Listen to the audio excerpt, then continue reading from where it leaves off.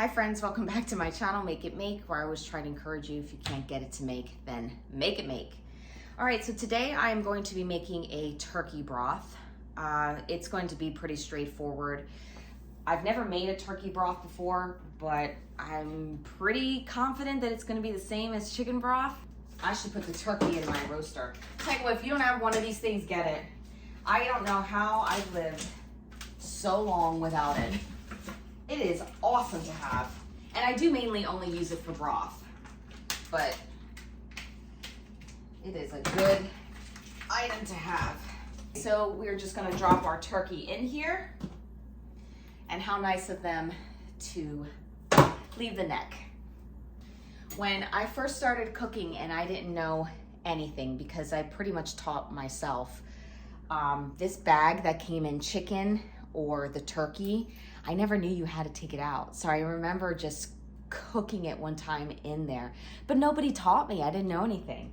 So every time I pull this out, I think it's so funny because, you know, you live and learn.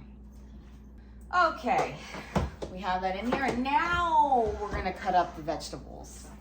We already washed our celery hearts. This is gonna be simple, guys. I'm not like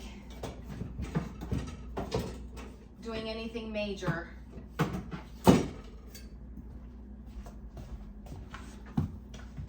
Just roughly chopping the celery. I'm gonna throw it in here.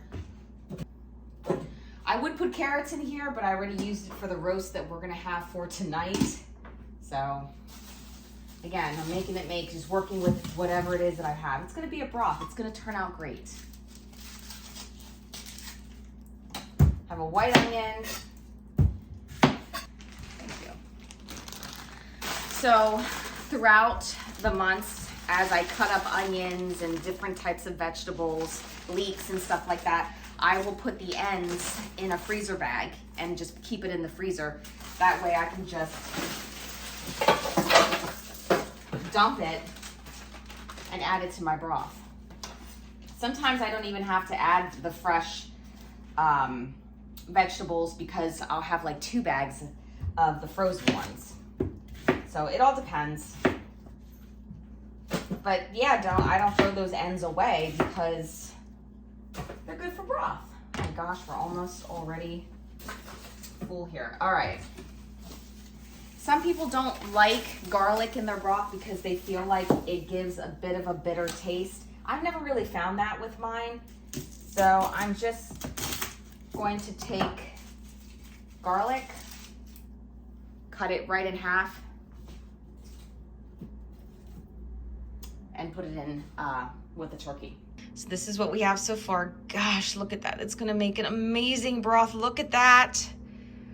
Oh, that's gonna be tasty. All right, so now I'm just going to fill up my roaster. My turkey is in the roaster, and the first thing I like to do is put it up to like 250 for the first hour.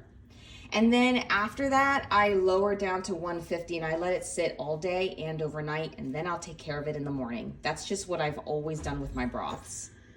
So it's the next day and our turkey broth looks absolutely amazing. And I mean, again, broth in this house, if you're not familiar with my channel, is a staple. Any kind of broth, just because I use it so much. And I remember someone asking me, is it really worth it? Like, is it really that valuable to you?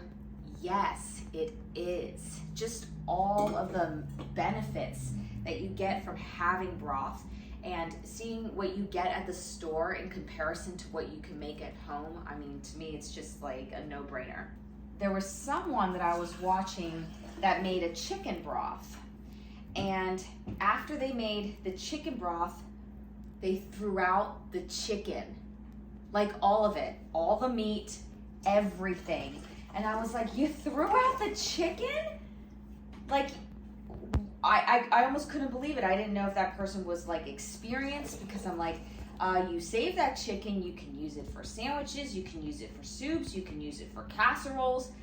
But no, they threw out the whole chicken because they said after it was cooked that it was just useless. And I was like, no, it's not. But yeah, still to this day, every time I fill up my broth or make broth, I think about that story and just like, oh, how wasteful that was. All right, so I am using the 4-jar stainless steel, oh my gosh, funnel here, and the strainer as well, which is nice. So let's take a look at this turkey broth and the color. Gorgeous as always, beautiful. And I love being able to do this, especially this time of year, because it's so warm and cozy. The whole house smells amazing. People come in and they're just like, oh my gosh, what is that smell? In a good way. And I don't know, it just makes everything feel warm, cozy. Sure, my kids are gonna have that smell as a nostalgic thing. So I did wipe the rim with vinegar, and then I'm gonna close it fingertip tight. And now we have our first jar. Let's see how many jars we get.